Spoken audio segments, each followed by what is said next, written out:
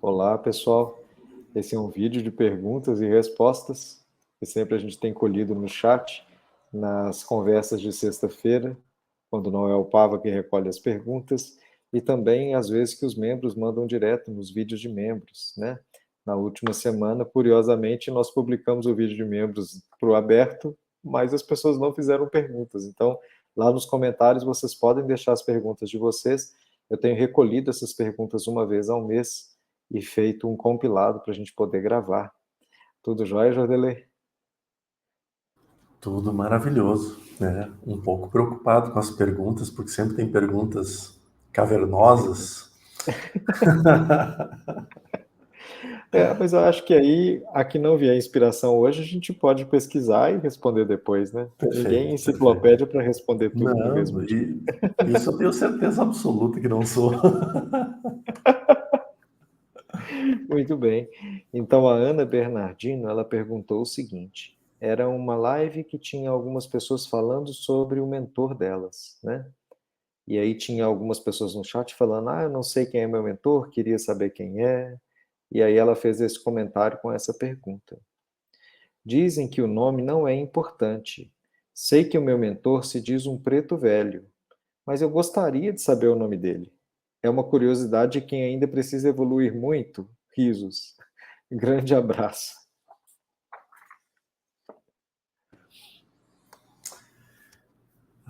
Nós somos apegados a nomes, sim. E não é errado ser apegados a nomes.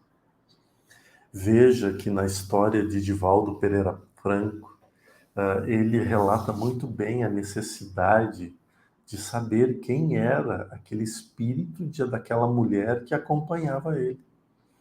E aí, quando é dito a ele, não, teu mentor é Jesus, e aí ele diz, não, mas Jesus é mentor de todo mundo, eu quero saber o meu, assim como o Chico tem os deles, eu quero saber o meu. Ou seja, então, esse processo da curiosidade é natural a todos nós. Olha a bênção, minha querida irmã, que é você já saber o nome ou tu saber algo sobre o teu mentor. Saber que ele se apresenta como um preto velho, ou uma preta velha, que traz a sabedoria da natureza, a sabedoria, a calmaria, né? O trabalho todo ligado bem a essa parte física. É uma bênção sem tamanho. Você pode chamá-lo como você quiser. Você pode chamar de Pai Pedro, de Pai João, de Pai Arnaldo. Ele vai saber que é para ele. Então, aceite com carinho a presença dele. Porque muitas vezes, e provavelmente é o seu caso, a sua curiosidade está maior do que a sua entrega para ele. Então, quando você sabe que é isso, você só quer saber o nome, quer saber o nome. E antes de saber o nome, nós teríamos que aprender tudo com que eles têm a nos trazer. Então, se você se entregasse a ele, ao conhecimento dele, se colocando em oração ou meditação, sentindo a presença desse irmão junto a ti, e aí começar a se entregar para escutar as mensagens que vão chegando dele para ti, eu tenho certeza que o nome viria. Porque o mais difícil de tudo, você já conseguiu. E sempre lembrando também, né, igual na história do Divaldo, tinha um relato de um planejamento que quando ele desencarnasse, a Joana ia encarnar e eles iam trocar de posições, né? Então, uma hora eu sou mentor, outra hora eu sou mentorado, né, vamos dizer assim. E lembrando que mentor é como se fosse um professor, né? Não é como se fosse aquela coisa, o meu mentor vai ser meu mentor para o resto da eternidade, né? Ele é mentor para essa encarnação e às vezes ele é mentor para uma parte dela, para um projeto, para uma tarefa específica que eu tenho, né? E como professores, às vezes eu tenho mais de um professor e é normal, né? Ter mais de um professor. Igual a gente vê que um mentor pessoal, né, do Jordelei é o Eikenas, mas que quando vai fazer cirurgias, muitas vezes quem se apresenta é o Lázaro, né? Por quê? Porque para aquela tarefa específica tem aquela pessoa que protege a tarefa, vamos dizer assim, né? Então a gente tem sempre essa abertura, né, de entender que não é como se fosse um exclusivismo. E outra coisa, não é porque o mentor é seu, né, meu mentor é meu, né, ele não pode auxiliar outras pessoas, né, ele pode ser mentor seu e pode ajudar outras pessoas ali também, pode ser mentor de outras pessoas que também estão aqui, na tarefa, né. Quanto mais conhecido for o mentor, mais ele vai ter que ajudar um monte de gente. Imagina a quantidade de pessoas que pedem auxílio ao Iquenaz, ao Lázaro, ao Estevão, ao Marcos, ao Ezequiel, ou seja, todos eles. A quantidade de irmãos que pedem. E a quantidade de irmãos que pedem auxílio ao Dr. Bezerra de Menezes, a Joana de Ângeles, e a André Luiz, a tantos outros espíritos, né? Então, imagina, é muito contato. Então, o que se importa mesmo é a nossa entrega. Se entregue que tudo se resolve. Muito bem. Tem uma pergunta da Amanda Veiga. Ela fala assim: Jordi, poderia falar se o próprio Chico Xavier já fez alguma comunicação com você? Ou saberia dizer se ele faz parte dessa corrente de amigos espirituais que nos aconselha?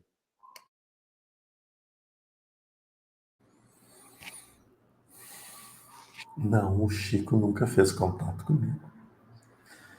Eu ficaria honrado demais com a oportunidade, né, disso, mas não acredito ser merecedor para tamanho comprometimento. E toda a egrégora que caminha junto do Espiritismo, de Jesus, ou melhor, da luz, trabalha junto. Então, eu não erraria em dizer que nessa egrégora luminosa, Kardec, assim como tantos outros irmãos, Chico, ah, Eurípides, Humberto de Campos, Meimei, Reticências, trabalham conosco. Porque a gente se entrega ao trabalho do esclarecimento, a gente se entrega ao trabalho de querer ajudar as pessoas, de querer ajudar. E nesse trabalho, a luz se manifesta. E aonde tem a presença da luz, Jesus ou Deus, o Criador, todos esses irmãos se fazem presentes, abençoando, orientando, encaminhando. Mas a sua resposta é: não, eu nunca tive a oportunidade de me contatar com o Chico. Até porque acho que é muito cedo para uma comunicação dele ainda. Ah, pois é. Sabe um fato interessante? É que na mesma semana, né, não no mesmo dia, que eu compilei essa pergunta, caiu de repente no meu YouTube um vídeo de um deputado que estava fazendo uma prece no Congresso Nacional, e era um evento sobre uma homenagem espírita que eu não me recordo o que que é. Mas aí esse deputado, no meio dessa prece que ele pediu para fazer, como se ele tivesse incorporado mesmo, né? Ele mudou o tom de voz e ele começou a fazer uma prece muito bonita.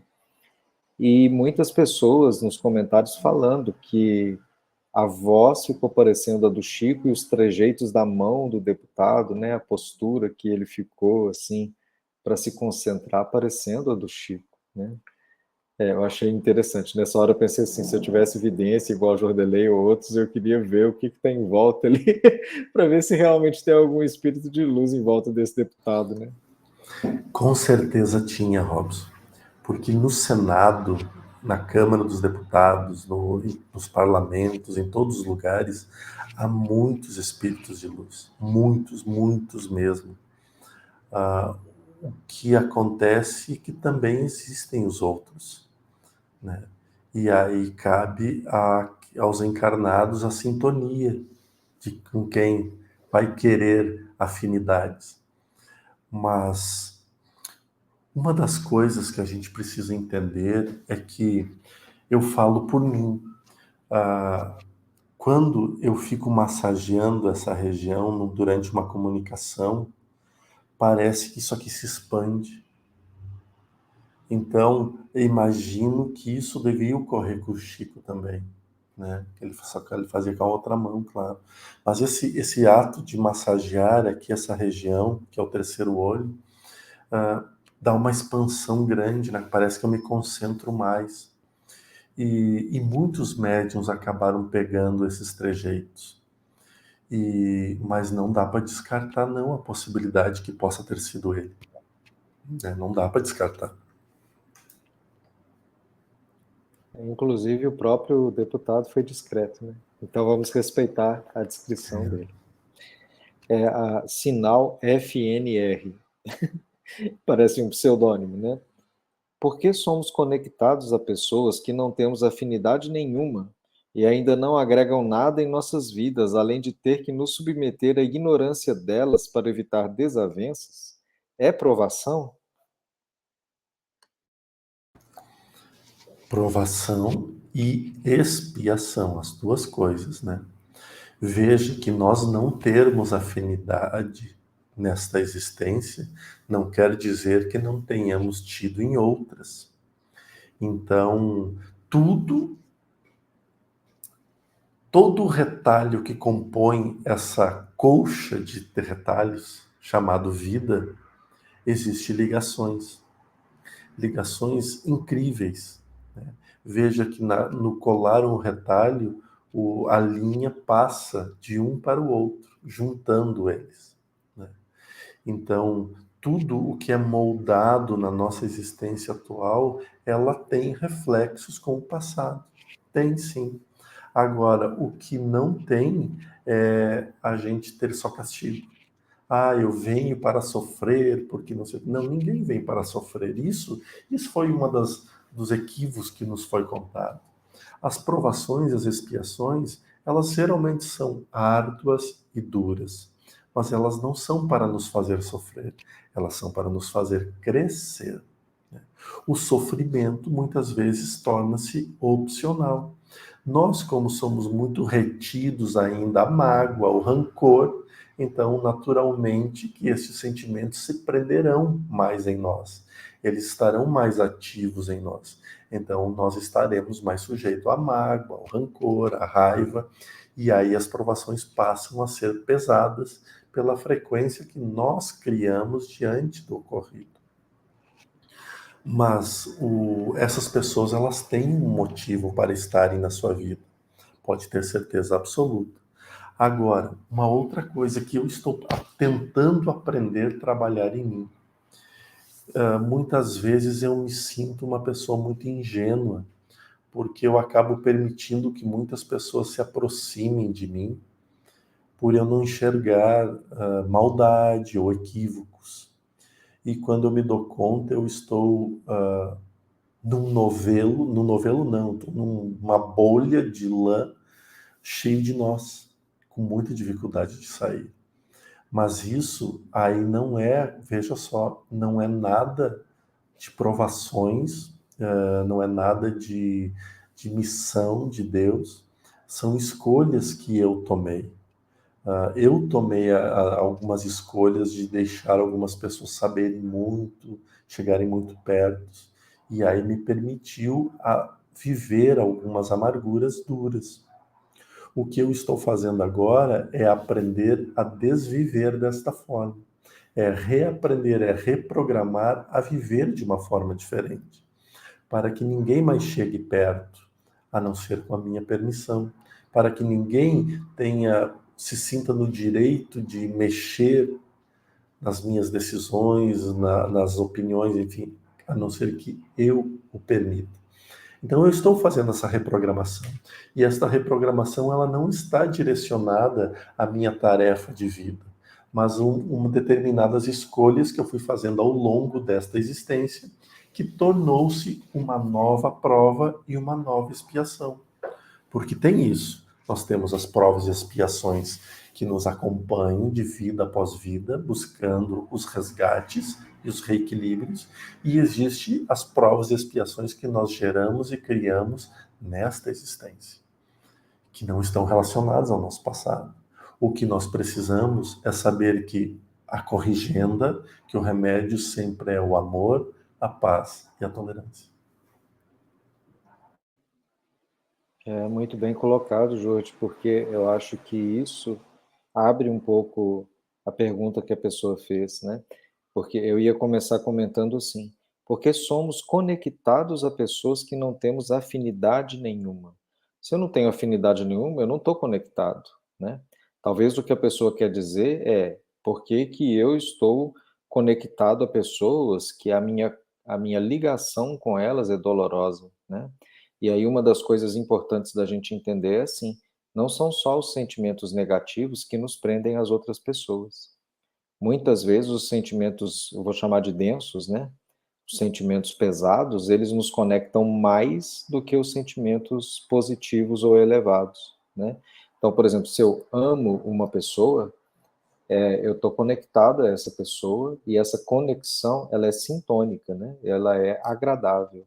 Mas se eu odeio uma pessoa, eu também estou conectado a essa pessoa, né? Porque toda hora que ela faz uma coisa, ela vem na minha cabeça. Toda hora que eu lembro do prejuízo que ela me deu, ela vem na minha cabeça. Então eu estou conectado a ela.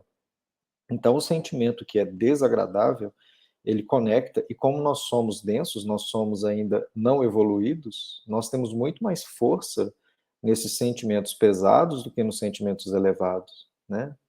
Então, por exemplo, alguém faz um gesto muito bondoso com a gente agradece, a gente está conectado à pessoa, mas é muito mais fácil de eu esquecer do que quando alguém deu um pisão no meu pé, né? Alguém deu um pisão no meu pé, eu lembro daquilo toda hora. Nossa, fulano pisou no meu pé, fulano é um desgramado, fulano eu tenho que descontar, né?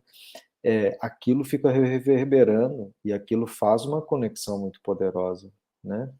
Então, você está conectado a essa pessoa por esse sentimento denso, né? E aí ele agrega coisas na tua vida, né? Que ele fala assim: as pessoas não agregam nada na nossa vida e eu ainda tenho que me submeter à ignorância delas. Será que não agrega nada? Ela está agregando a oportunidade que os dois têm de aprender uma coisa, né? E aí, quando você aprender essa coisa, aí o laço vai se romper, né? O laço vai se romper, você vai perdoar a pessoa, talvez perdoa, talvez não, mas de qualquer modo você não está mais conectado a ela, você desconectou dela. E aí vai ter essa liberdade de escolha, né? Pronto, agora cada um aprendeu o que tinha que aprender, você segue o seu caminho, eu sigo o meu e cada um vai ser feliz do seu jeito, né? Mas enquanto não tem esse aprendizado, a gente está preso mesmo, como se fossem duas algemas mesmo, né? Exatamente, exatamente. Tem mais perguntas ainda, Robson? Tem muitas perguntas, mas eu acho que esse vídeo já está num tamanho muito legal. Perfeito, então tá feito. Obrigado, meus queridos irmãos. Espero que vocês tenham gostado desse nosso bate-papo. Eu sempre tento trazer o máximo de respostas para a simplicidade, para que a gente possa desmistificar muitas coisas. Que a espiritualidade está ao nosso redor, a gente sempre sabe, mas que nós temos responsabilidades maiores, nós precisamos ainda aprender. E nesse processo de amadurecimento, de reforma interior, é nesse processo que a gente está caminhando. Obrigado pelas lindas e belas perguntas que foram feitas. Espero que tenhamos nós conseguido trazer um pouco de luz. Não é a resposta absoluta, não é a verdade absoluta, é apenas a visão de dois trabalhadores, de dois estudiosos e que estão aprendendo. É só isso e não a verdade absoluta. Que Deus, na sua infinita bondade, ilumine e abençoe todos vocês. Fiquem em paz.